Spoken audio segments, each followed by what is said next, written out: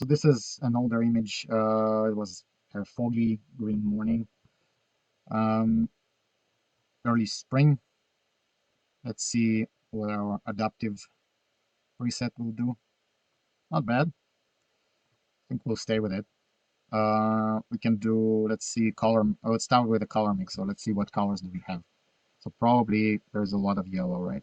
So the yellow usually affects the green a lot.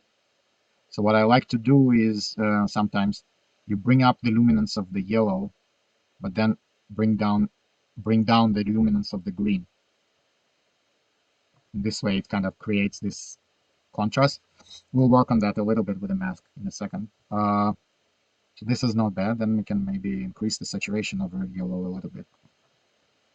Now let's, all this area in the front is a little too bright. Let's make it darker. Our tree is the main subject, right? So I definitely remember it being much more foggy when I shot it. So let's add that. Let's add linear gradient, nice and soft. So it's like very like wide. Let's add negative dehaze, maybe negative texture even.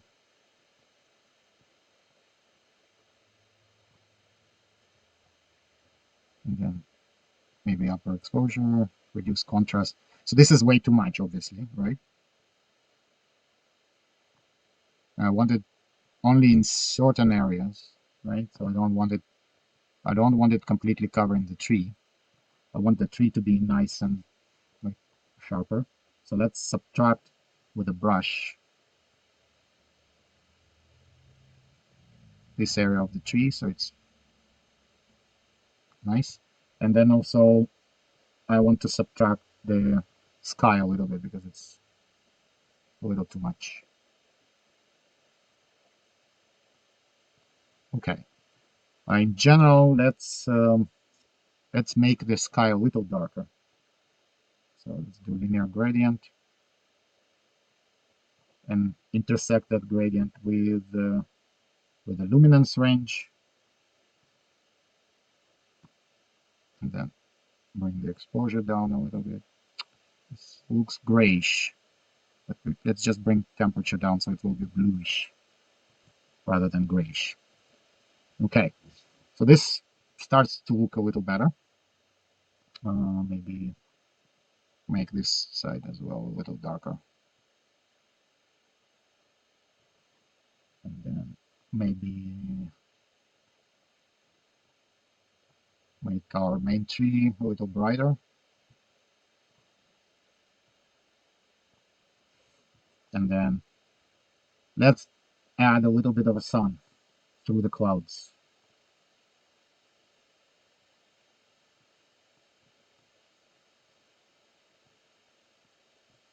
Now here we need to be careful not to overdo it.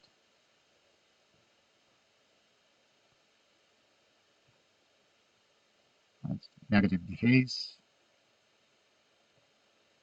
negative clarity, and a little bit warmth. And then on the overall image, I actually want to make it a little colder, so there is going to be a contrast.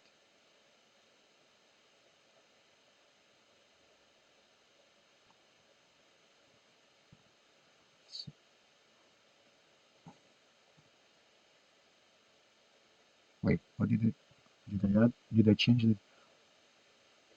Oh no, it's okay. Right. Let's see. I think it's too much, that sun. Let's reduce that a little bit. And maybe also subtract that second tree because that one, the light is supposed to come from behind.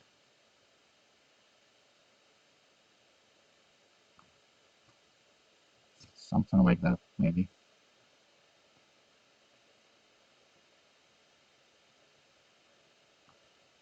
Don't know. I don't like this thing here. I think that's, it created artifacts here in the around the trees. Let's do intersect mask with select sky and see what it does.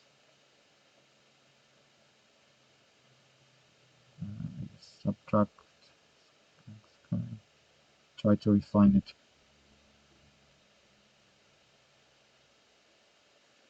It's a little better, but still there is a little bit of artifact, I think, here. Okay, so now this looks nice, but I want our main tree to have a little bit more texture, to be more sharp, like more details. So let's add brush with the texture.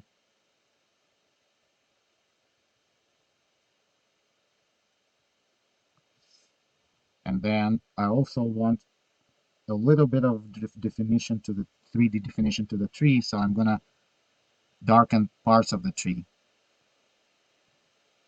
So we have the front part that's kind of exposed to the light, but I also want this area that's more in shadow. I want that to be darker. Maybe reduce shadows.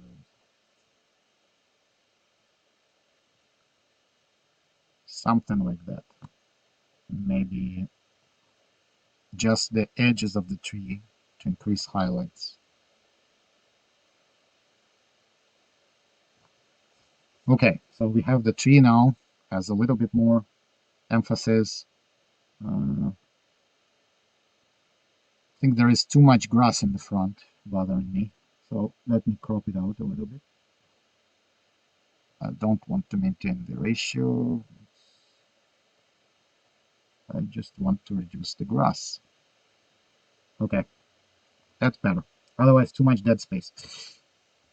Uh, um, something like that, I think, would looks not bad. So that's the idea.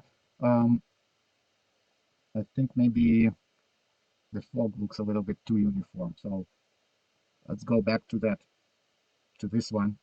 This is our mask for the fog that we added fog. And let's just subtract brush at low flow and just make it wide, and then just kind of randomly move the brush a little bit so our fog is not super uniform and applied everywhere in the same one. So it's kind of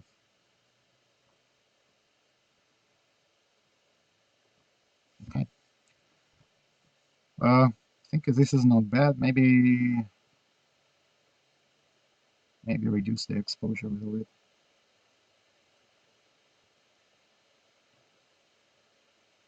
Maybe let's add vignette. That's always good idea.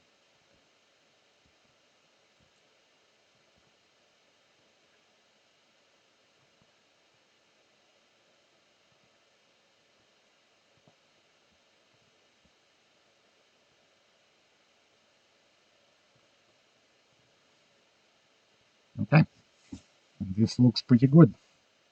Um,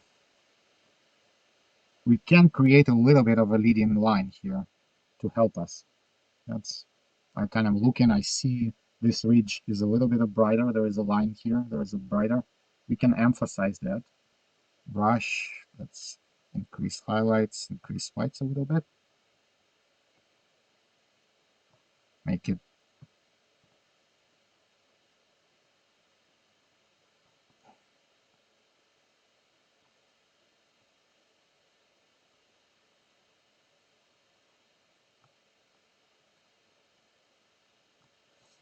a little bit of a kind of leading line with the light towards our main subject. And also I really like this tree. I want to make it a little brighter, this area. More details.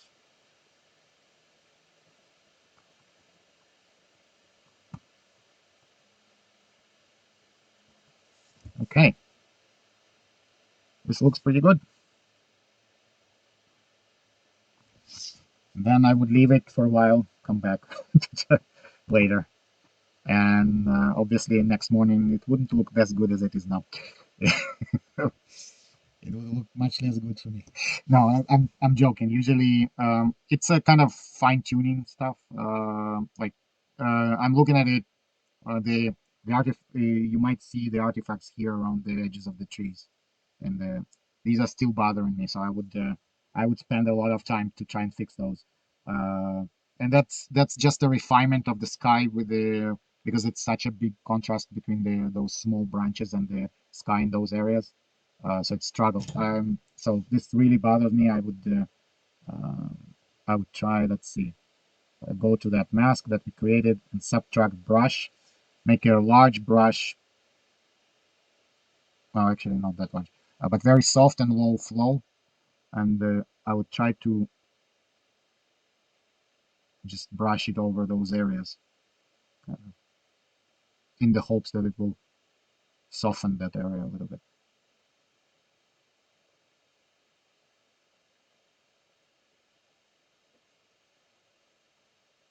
There's still a little bit of a dark area, but it's better. So maybe make the,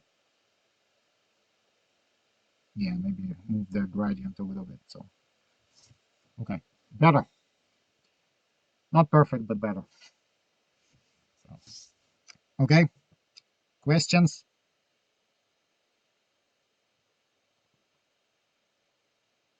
Let's see before and after. Sure. Uh, what's going on? Yeah. So you can see the before and after on the.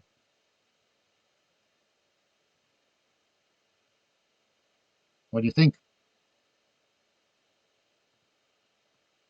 Sue? What do you think?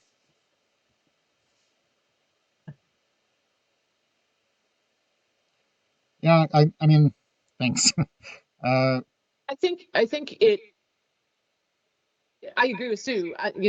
You brought up that picture to begin with, and I'm like, wow, this is sort of monochrome, and now it's not monochrome, and it's not like monochrome in a way that like all the greens are the same, all the Yeah, the light is very flat, and then now all of a sudden the light isn't flat anymore, and there's more to it, and there's depth to it that wasn't there before.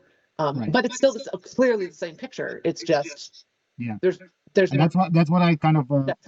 what I mean by creating depth by leading lines and by like emphasizing light in certain areas. Like just that Yeah, fact that I brighten up the area of the tree in this here and then darken it behind it, yeah, you immediately see that it's a 3D part, right? yes, yes, So and there's contrast between that and the yeah, grass too, where there wasn't as much contrast before yeah. So because the that light was so that's flat. that's something that I think that HSL, the color mixer part, really can help you find contrast in between the colors because um, you can see in the in the before image that there is some yellow there, Yeah, right? So once you start playing with those, it will definitely those kind of there is a way to separate the colors a little bit to create a little bit more of a separation. And um, for example, there is another thing that I haven't shown you really, but I think it's in the was it in the color mix or was it in the color grading? Uh, I can't remember. I think there is a way to basically push the two colors apart more, like the yellow and the green. yeah, So, for example, yeah, I think it's in the HSL. So if you go to the hue and you have the yellow and green here, right? right, If you push the green to the left, it will make it more like the yellow, right? right, yep, But if you push it the other way, it will make the green more green, and if you push the yellow to the right, to the left, it will make the yellow more like the orange. okay, So it yeah, pushes the colors more yep, apart, so yep, you can create color separation a little bit better. In this case, I'm not sure I would do this because I think the greens are too green, like a little bit of neon. But yes, I agree. generally speaking, you can create that color separation, Yeah, and it's not limited to yellow and green. So basically, the way it works, the two adjacent colors, right? If you push the sliders in the opposite direction, so there is not much red, but right, yeah, if you push the two colors into separate, so these two colors that are next to each other on the color wheel, and this way you are creating separation in terms of hue. So for example, blue and aqua, so blue can be more blue, and the aqua is more like greenish. So you can kind of create these types of separations if you want. Or so it kind of depends on the image, really. Sometimes you want to create that separation, and sometimes you actually want the colors to be a little more alike. Like you don't want to be too many. If you're Not in this case, because this one is like a relatively flat image, right?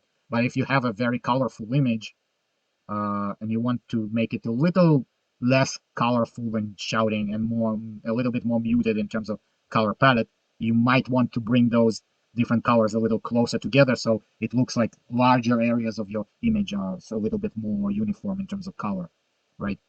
So like, rather than too much for your brain, like when it's too much color, right? If you Mm, want, yeah. it depends on the image.